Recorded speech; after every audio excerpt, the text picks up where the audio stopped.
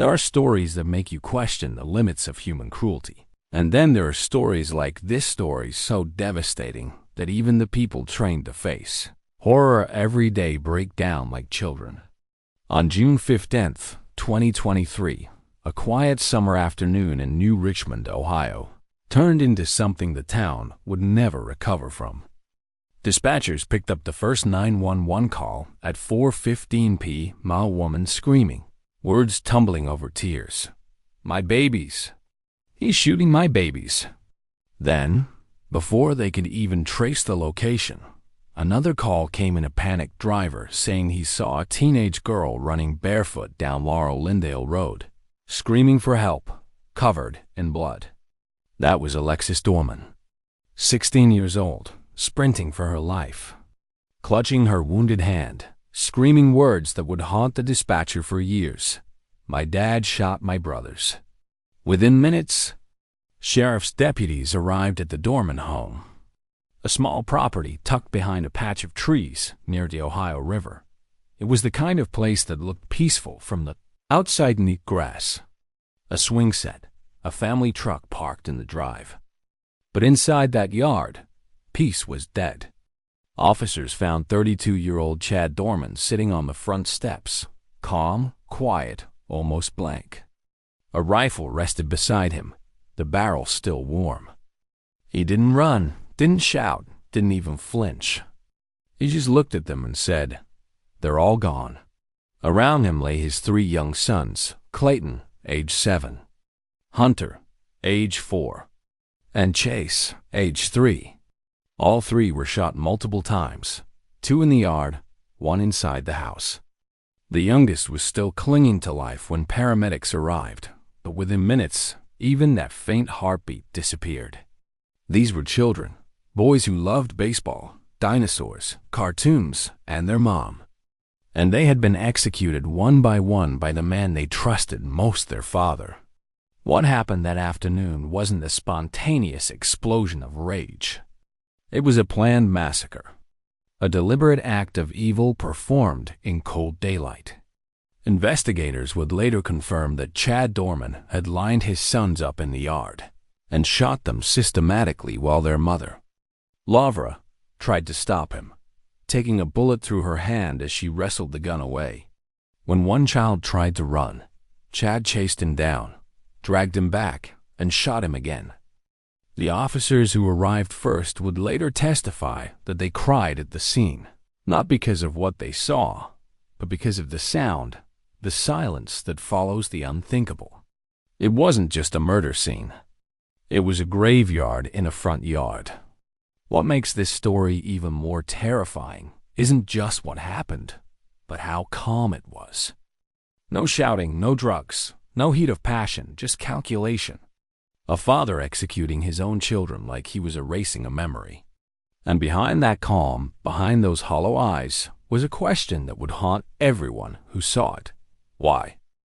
Before that awful day in June, before the gunshots shattered a summer afternoon, the Doerman family looked like anyone else on their quiet stretch of Laurel-Lindale Road. A modest house, a few children's bikes scattered in the yard, and the sound of kids playing in the driveway. Clayton, the oldest at 7, leading his younger brothers Hunter and Chase in games that only made sense to them. To their neighbors, it was a picture of small-town normalcy, the kind of family that waved at mail carriers and attended Little League games. But appearances are always the easiest lies to tell. Beneath the surface, the family was crumbling. Chad Doerman, 32 years old, was by most accounts an unremarkable man, an assembly line worker, soft-spoken, quiet, rarely seen outside. But those who knew him well said that quiet wasn't peace. It was pressure. He was the kind of man who bottled everything, anger, fear, resentment, until the bottle cracked. His wife, Laura, had begun confiding in relatives about the strain. She told friends he was becoming controlling, unpredictable, sometimes snapping at the smallest things. But like many women in small towns, she downplayed it. "He's just stressed," she'd say. "Work's been rough." She didn't want to break the illusion of family stability. No one ever does until it's too late. What makes stories like this so unbearable is how invisible they seem until they're not. Neighbors later told reporters they had never seen violence in the Doerman home. They'd seen Chad mow the lawn, wave politely, help his sons fix their bikes. Nothing about him screamed danger. And yet, in hindsight, the warning signs were there. He had grown withdrawn, spending more time alone, less time with his family. One neighbor remembered seeing him staring blankly at his yard late one evening, the children's swing swaying behind him in the wind. She thought he looked lonely. She didn't know that what she was seeing wasn't loneliness, it was disconnection. There were no reports of mental health crises, no previous police calls, nothing that screamed intervention. But that's the thing about control, it hides in routine. By all accounts, Chad had been planning something. In his phone's notes, investigators would later find chilling details, schedules, locations, even a list of his sons' names. It wasn't rage that drove him, it was deliberation. That's what makes this case different from so many others. This wasn't a father who snapped. This was a man who decided. And that decision likely came long before anyone realized. Psychological experts who later reviewed the case described what happened as a complete psychological break tethered to obsession and control. When people like Chad lose the illusion of control over their relationships, over their sense of self, they sometimes redirect that loss outward, targeting the very thing that once gave their life meaning. In Chad's case, that was his family. But at the time, no one saw it. The community saw an ordinary father, 3 happy boys, and a mother who smiled through her exhaustion. The house looked like every other one on the block. It's unsettling how normal evil can look before it unveils itself. The final days before June 15th passed with an eerie kind of calm, the deceptive stillness that often comes before the storm. For Laura Doerman, it must have felt like walking on glass. The tension in their home had become something she could feel even when no words were spoken. She moved through her days carefully, watching Chad for signs of another mood swing, another sudden silence. To outsiders, she looked tired but functional, the kind of mother holding her world together through sheer willpower. But behind her eyes, there was fear. She had started to notice things. The long stares, the unpredictable hours, the way Chad sometimes sat in the living room at night, just watching the kids sleep. He'd become possessive, not outwardly violent, but emotionally detached, like he was already living somewhere else in his mind. When Laura brought up the idea of counseling, he brushed it off. "We're fine," he told her. "I'm fine." But that word, fine, was a lie so rehearsed it had lost all meaning. In the weeks before the murders, friends and relatives would later say Chad seemed off. He had stopped posting online, stopped talking about work, and had begun asking strange questions, dark, hypothetical questions about whether people went to heaven after dying in their sleep. At first, it sounded like exhaustion, the kind of late-night talk born of stress. No one could have imagined it was foreshadowing. Laura confided to a friend that she felt something terrible was coming, though she couldn't explain why. The night before the tragedy, neighbors recalled hearing nothing, no shouting, no commotion, just the hum of crickets and the occasional bark of a dog. Inside that house, the children were already asleep. 3 boys with boundless energy, full of dreams they'd never get to outgrow. Clayton, the oldest, had a baseball game the following weekend. He'd been practicing his swing with his dad just a few days earlier, laughing when Chad pretended to pitch too fast. Hunter, the middle child, had just turned 4 and was obsessed with toy trucks. He'd fallen asleep holding one, the paint chipped from too many adventures. And Chase, the youngest, only 3, had started learning new words every day. mommy, puppy, night-night. To them, their father was still a protector. To Chad, they were something else entirely, symbols of a world he couldn't control. In his twisted state of mind, he wasn't killing them out of anger. He was killing them to end something, to erase a life he felt had slipped beyond his command. That's the chilling part about planned violence. It doesn't shout. It waits. Investigators later found no drugs, no alcohol, no sign of psychosis. Just intent. A handwritten note in his room read, "It's time."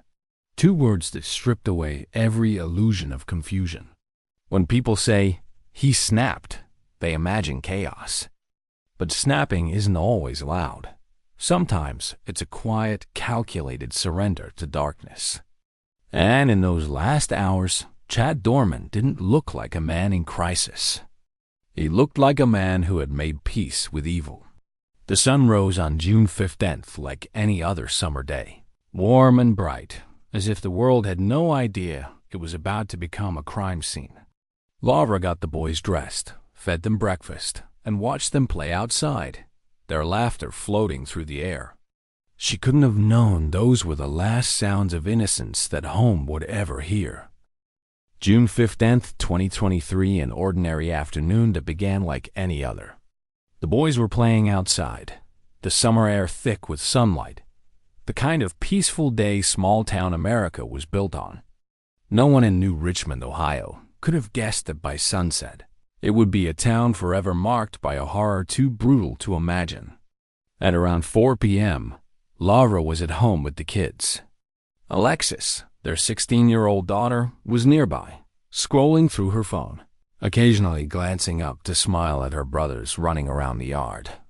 It was one of those rare, quiet days when everything felt normal again, or maybe it was just that everyone had learned to pretend it was. Then, without warning, Chad Doerman walked out of the house carrying a rifle. There was no shouting, no build-up, no warning signs that anyone could see. Just a father stepping into the sunlight with death in his hands. The first shot shattered the stillness. Laura screamed. The boys froze. Confusion etched on their small faces. Then another shot and another. She ran toward him instinctively, her mind unable to process what she was seeing. "Stop! Stop, please!" she shouted, grabbing the rifle, wresting it from his grip. The weapon discharged, the bullet tearing through her hand, but she didn't let go. She was fighting for her children's lives, driven by a mother's primal instinct to protect. For a moment, she thought she could stop him. But Chad shoved her aside and reloaded. Then he began calling his sons by name. Clayton, Hunter, Chase.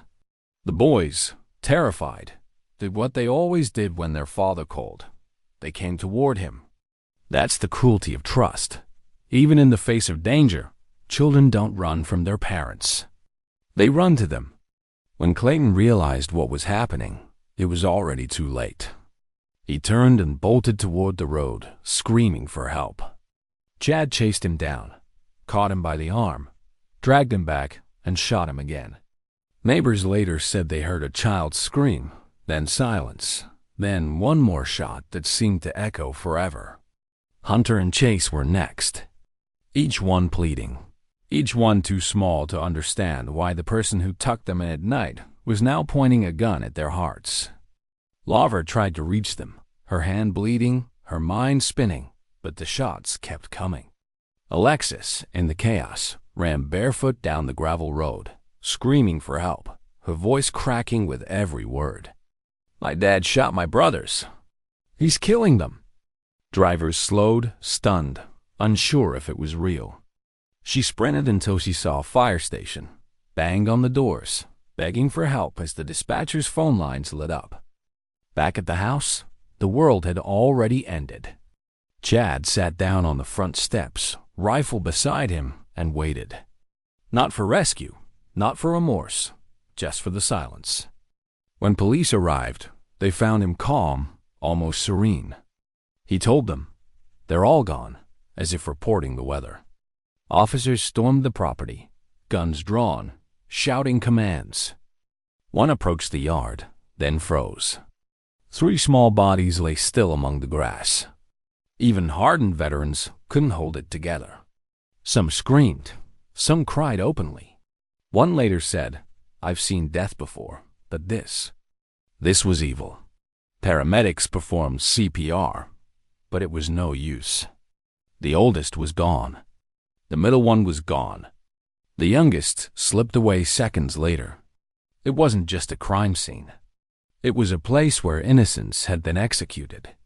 Laura was taken to the hospital in shock, her wounds bandaged, her voice nearly gone from screaming.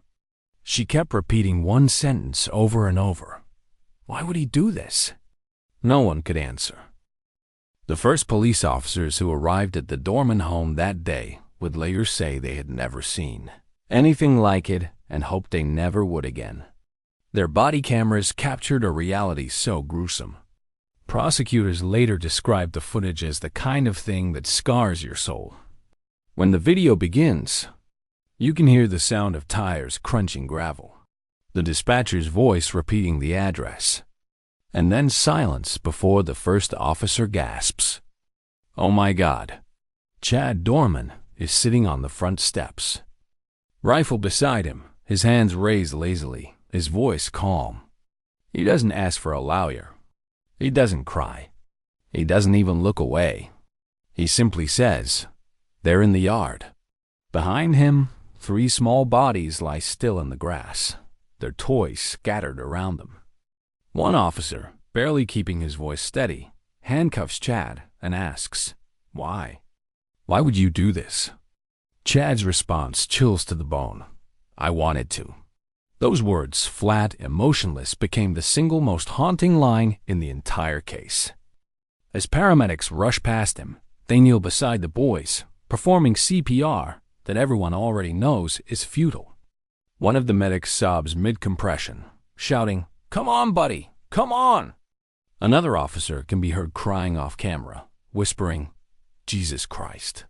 Later, prosecutors said even the most hardened responders broke down that day, some needing trauma counseling afterward. One said, "We train for chaos, not evil." The footage shows Laura being carried to an ambulance, her right hand wrapped in gauze, her face pale from shock. She's not screaming anymore, she's whispering, barely audible. "They're gone. He killed my babies." At the station, Chad sits in an interrogation room, the same eerie composure on his face. Detectives describe him as stone cold, detached, almost bored. When asked if he was under the influence, he says, "No, I'm sober." When asked if anyone helped him, he says, "No, it was just me." And when asked why, he pauses for a long moment and replies, "It was coming. I planned it." The investigators glance at each other, visibly shaken. This isn't the confession of someone who snapped. It's the confession of someone who believes his act made sense. In his twisted mind, there was order in the destruction. The full 911 recordings, released weeks later, revealed the chaos in real time. The dispatcher's voice trembles as she tries to calm a hysterical Laura. "Stay with me, ma'am." "Where are you children?" Laura's answer, through sobs, is devastating. He's killing them one by one. The dispatcher gasps, caught between procedure and disbelief, whispering, "Oh my God," before regaining her composure and signaling for every available unit. The second call from Alexis comes through moments later. The sound of her feet hitting the pavement is audible as she pleads, "My dad shot my brothers. Please, hurry." He's still got the gun. She's 16, running barefoot, covered in her brother's blood, her voice breaking but never stopping. You can hear her panic, her heartbreak, her determination to survive long enough to save what's left of her family. For months after, officers who responded that day couldn't sleep. One describes sitting in his patrol car outside the fire station, sobbing after the call ended. "You hold your own kids tighter that night," he said. "You just can't make sense of it." That became the unifying theme of the Doerman case, there was no sense to make. It wasn't poverty, mental illness, or substance abuse. It was choice. A conscious, deliberate decision to destroy what he had created. Prosecutors later said, this wasn't a crime of passion. It was a crime of purpose. And that purpose, whatever it was, died with the children who trusted him most. When the courtroom doors opened for the first hearing, the air inside was thick with disbelief. Reporters, officers, neighbors, and parents filled every seat, some holding tissues, others just sitting in stunned silence. On one side sat Laura and her teenage daughter Alexis, flanked by victim advocates. Their faces looked hollow, their hands gripping each other like lifelines. On the other side, the man responsible for everything, Chad Doerman, walked in wearing a jail-issued orange jumpsuit. His expression was blank, his eyes flat. No tears, no remorse, no recognition of the family he destroyed. The judge began reading the charges: 9 counts of aggravated murder, 8 counts of kidnapping, 4 counts of felonious assault. Each word echoed through the chamber, and yet Chad didn't flinch once. When the prosecutor described the killings as methodical and planned, he nodded slightly, as though confirming a fact, not confessing to one. The courtroom collectively held its breath when the judge asked if he understood the charges.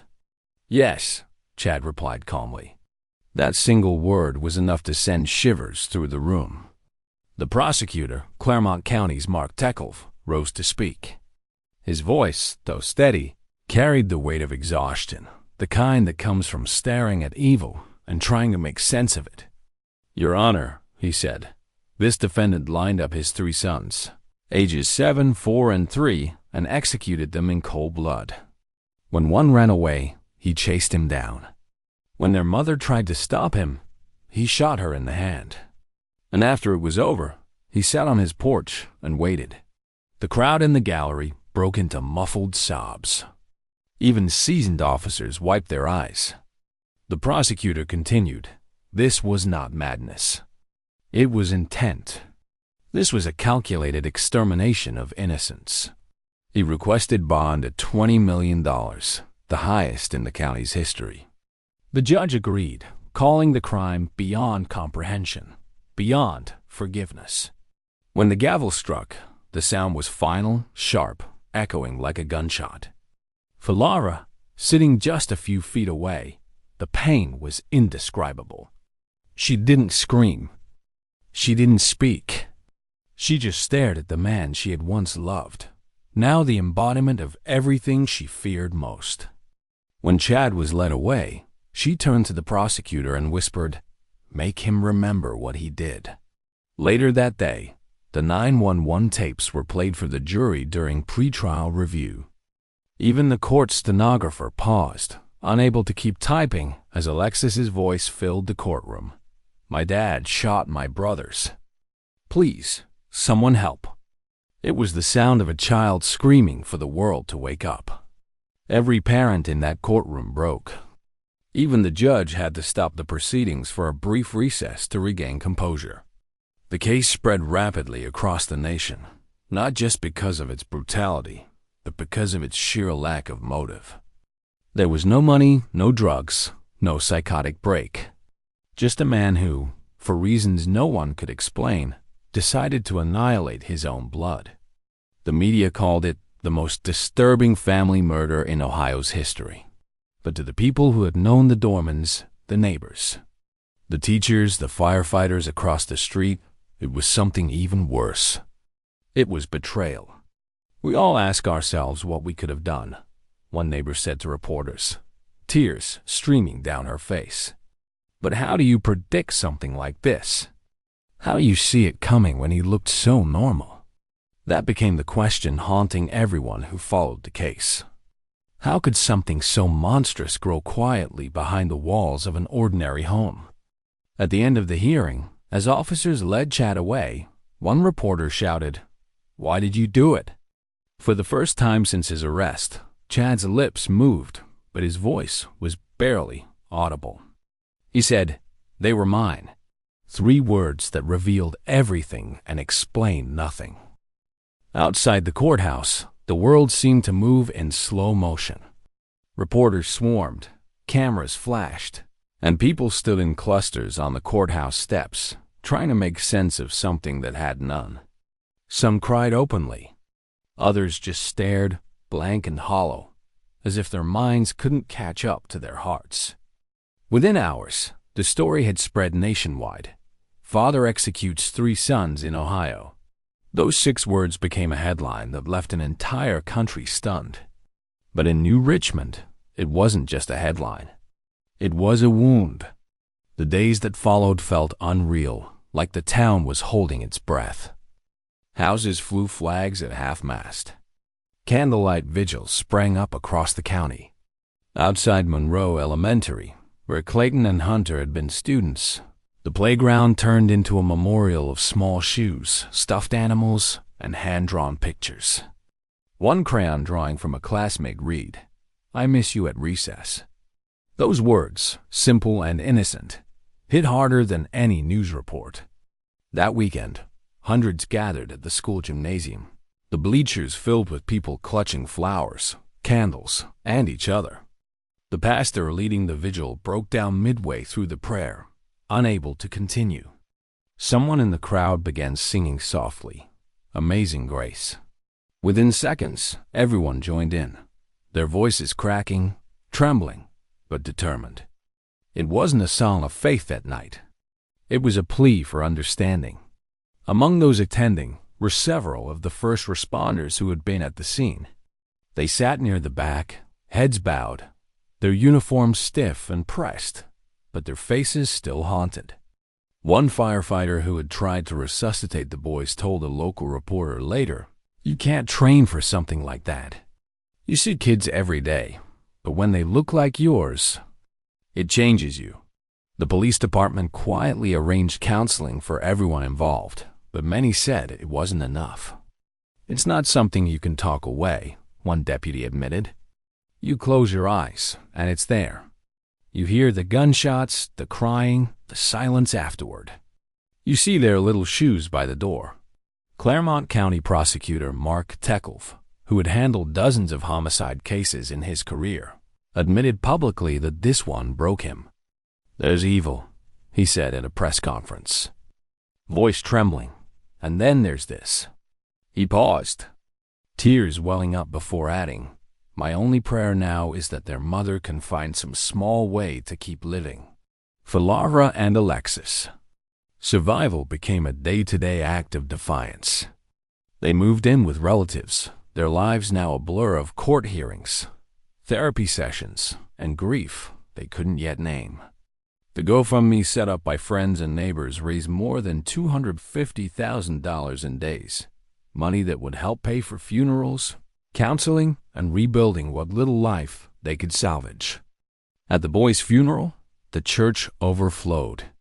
Rows upon rows of mourners, flowers stacked along the aisles, and 3 small white caskets at the front, each with a baseball glove resting on top. Laura sat between relatives, her bandaged hand trembling as she reached toward them, whispering something no one could hear. When the service ended, she didn't stand. She just sat there, staring at the caskets as people quietly filed out. Outside, Alexis hugged classmates who'd come to say goodbye, her tears falling onto the ribbons of white balloons waiting to be released. When the time came, they let them go together, hundreds of balloons rising into the overcast sky, each carrying a name. Clayton, Hunter, Chase. For a brief moment, the wind caught them all and carried them east, toward the river, until they disappeared. The crowd stood silently, watching until there was nothing left but gray sky and the sound of the breeze. One officer who attended said later, "That was the first time since it happened that I cried in public. Not because of what I saw, but because of what they deserved, the life they should have had." The tragedy had changed everyone, officers, neighbors, prosecutors, even strangers who had only read the headlines. It forced people to confront the fragility of peace, the illusion of safety that holds a family together until it doesn't. But it also revealed something unexpected, a shared humanity born from collective heartbreak. Because in that grief, the town didn't fall apart. It came together. And in the quiet strength of its mourning, there was something like resistance, a promise that those boys would not be remembered by how they died, but by how they were loved. As the trial began to move forward, the world turned its gaze toward a single question that haunted every courtroom, every headline, every quiet conversation in New Richmond. Why? Why would a man who was once described as a loving father become the executioner of his own children? The prosecution didn't waste time painting Chad Doerman as a monster. His actions had already done that for them. But beneath the surface of rage and confusion, there was something more chilling: premeditation. Detectives testified that Chad had been planning the killings for months. In his phone were notes about his children's daily routines. He had rehearsed his actions, written lists, and searched for the most efficient way to end their lives. He didn't just wake up one day and break. He prepared. That revelation changed everything. It wasn't madness. It wasn't momentary insanity.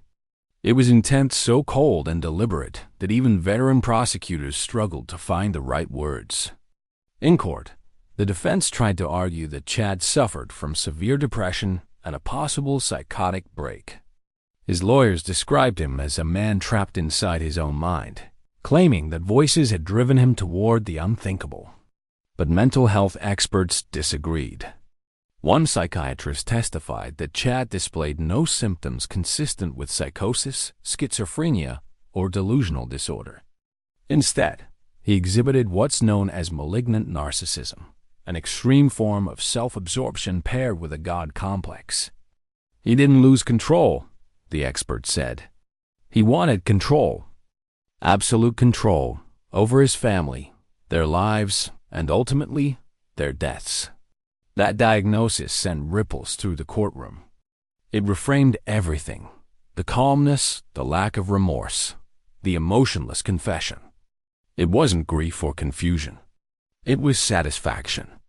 He hadn't killed out of desperation. He had killed to dominate. His sons weren't just his victims. They were his proof of power. For those who clung to the hope that this was an act of madness, that explanation was unbearable. Because if this wasn't insanity, it was something worse. It was evil, pure, and deliberate. Psychologists who studied the case compared it to historical patterns of family annihilators, individuals, almost always male, who destroy their families to reclaim a sense of control they feel slipping away. It's a crime rooted in ego, not emotion.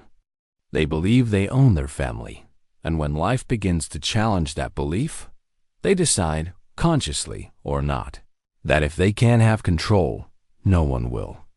The prosecutor put it bluntly. He couldn't handle losing the image of perfection he built in his mind.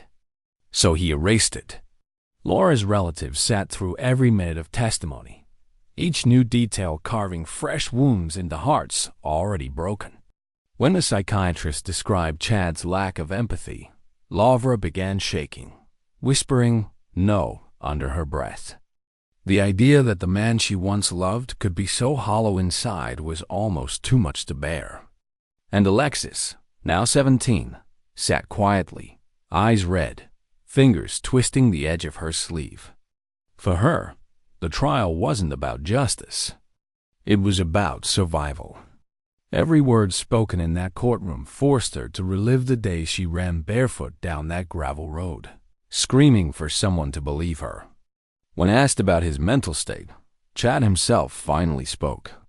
In a monotone voice, he said, "I knew what I was doing. I thought it was what had to happen." The room fell silent. There was no emotion, no remorse, just logic warped into horror.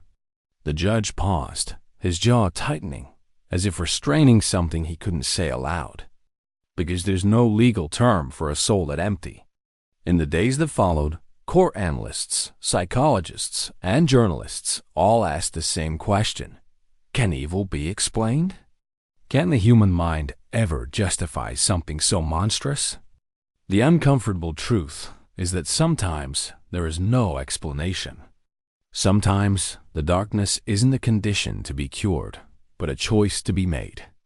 And Chad made his with full awareness. The law could label it, the press could analyze it, but no definition could ever soften the truth. 3 children trusted their father with their lives, and he betrayed that trust in the most final way possible.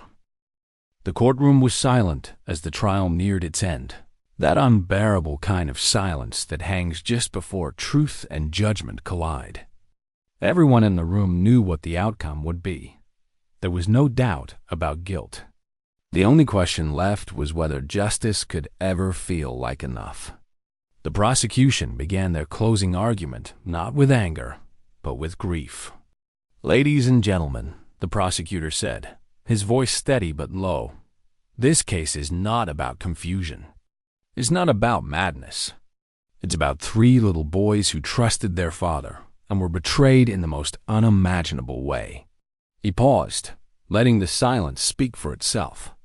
Behind him, a photo of the 3 boys appeared on the courtroom monitor. Clayton in his baseball uniform, Hunter in his Little League hat, Chase holding a toy dinosaur. The room exhaled collectively, like a single heartbeat breaking.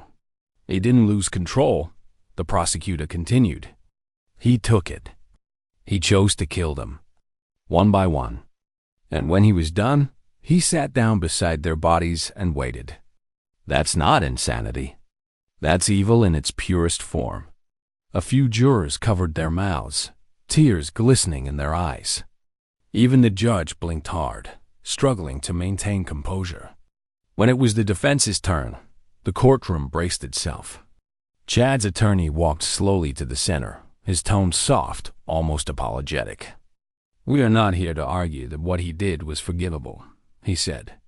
"We are here to argue that it was human, that something inside him broke beyond repair. He deserves punishment, yes, but he also deserves understanding." His words fell heavy, but they didn't land. Because in that room, understanding felt like betrayal. There are crimes that demand explanation, and then there are crimes that only demand accountability. When Chad was offered a chance to speak, he stood, hands cuffed, eyes blank. Everyone waited for remorse, for something human. But all he said was, "I'm sorry they're gone." Not sorry for what he did, just sorry for the result. It wasn't an apology. It was confirmation that there was nothing left inside him but emptiness. Lavra sat motionless in the front row, her bandaged hand resting on Alexis's shoulder. She didn't cry this time. She had no tears left. When it was her turn to address the court, she stood on shaking legs and spoke softly, her voice a whisper of strength and agony combined. "I loved him. I trusted him. And he took everything from me," she said. "Every morning I still hear them calling for me. Every night I still see their faces when I close my eyes. I want to forgive him, but how do you forgive someone who took your whole world?" Her words broke the courtroom open. Even the court clerk, who had written transcripts for decades, lowered her head and sobbed quietly. Lavra turned to Chad then, and for the first time since the murders, their eyes met. "You didn't just kill them," she said. "You killed the future. You killed me." Chad didn't look away. He didn't cry.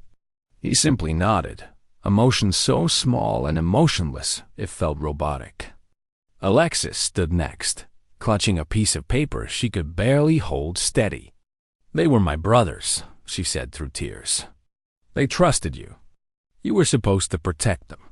I ran for help, but I couldn't save them. I hope you think about that every day. I hope you hear their voices like I do." When she finished, the gallery broke into soft sobs. No one applauded, no one moved. They just sat with the weight of her words. The prosecution closed with one final statement. There is no sentence long enough for a crime like this. but there is a sentence that fits: death. And the judge, after a pause that seemed to stretch for eternity, agreed to move the case forward under death penalty review. It was a decision that split the room. Some felt relief, others just numbness. Because no punishment, no matter how severe, could reverse what had been done. As the session ended, officers escorted Chad from the courtroom. For the first time, as he passed by the crowd, a single tear slid down his face. Whether it was remorse, self-pity, or something else entirely, no one could tell. But for everyone left behind, that tear meant nothing. The damage was permanent, and the silence that followed his departure felt heavier than any gavel. Time passed, but the echoes of that day never faded. The Doerman home was torn down, the grass where the boys once played now bare and quiet. To the outside world, New Richmond eventually returned to normal. School buses still rolled through. Kids still played baseball. The Ohio River still shimmered under the same summer sun. But for those who had stood on that lawn, who had seen what no one should ever see, life would never truly return to what it was. Trauma doesn't vanish. It embeds itself in the small, ordinary moments. A siren in the distance, a child's laughter that sounds too familiar, the silence before sleep. For the police officers and first responders, therapy became a lifeline. One officer, a father himself, admitted in an interview that he hadn't been able to hug his own kids for weeks after the crime. "I was scared to touch them," he said quietly. Scared that the world wasn't as safe as I'd promised it was. Others retired early, haunted by the images burned into their memories. But out of that shared pain, something new began to take root. The community refused to let the story end in tragedy alone. Vigils turned into fundraisers, and fundraisers turned into movements. The local baseball league renamed its main field the Doerman Brothers Memorial Diamond, where each season now opens with a moment of silence and 3 white baseballs placed on the mound. Teachers created scholarships in the boys' names, small gestures of remembrance that carried immense weight. People wanted to give meaning to a loss that should never have existed. Laura and Alexis continued their slow, painful climb toward healing. In public, they stood as symbols of strength. In private, they were still just 2 survivors learning to breathe again. Laura rarely spoke to the media, but when she did, her message was simple and raw. If you think something feels wrong in your home, in your heart, don't wait. Don't convince yourself it'll get better. Ask for help. Call someone. You might save a life. Her words resonated far beyond Ohio. Across the country, communities began hosting awareness events for domestic violence and family mental health intervention. Her tragedy had become a catalyst, a warning written in blood and grief. Prosecutor Mark Tekelf, still shaken by the case, later reflected, "It's not just about evil. It's about silence. Evil thrives in silence." That line became the foundation for local campaigns urging people to speak up, for themselves, for their neighbors, for their children. Because the hardest truth the Doerman case revealed was that darkness doesn't announce itself. It hides behind smiles, behind dinner tables, behind the phrase, "everything's fine." But it's not always fine.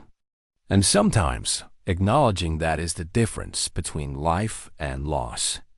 As for Chad Doerman, he remains in custody awaiting his final sentencing under Ohio's death penalty review. He's isolated, emotionless, visited only by his defense team. Some believe his punishment will never match the crime. Others think the real punishment is living with what he's done. But either way, the story no longer belongs to him. It belongs to the lives he destroyed and to those who refuse to let their memory fade. Every June, the community gathers at the baseball field to remember Clayton, Hunter, and Chase. Children wear jerseys with their initials, and parents hold their little ones a little tighter. When the sun begins to set, hundreds of white balloons rise into the evening sky, drifting east toward the river. each balloon carrying a handwritten message of love, apology, or hope. Laura stands near the pitcher's mound each year, holding Alexis's hand, her face lifted toward the sky as the balloons disappear. "They were light," she said once in an interview. "And light doesn't die.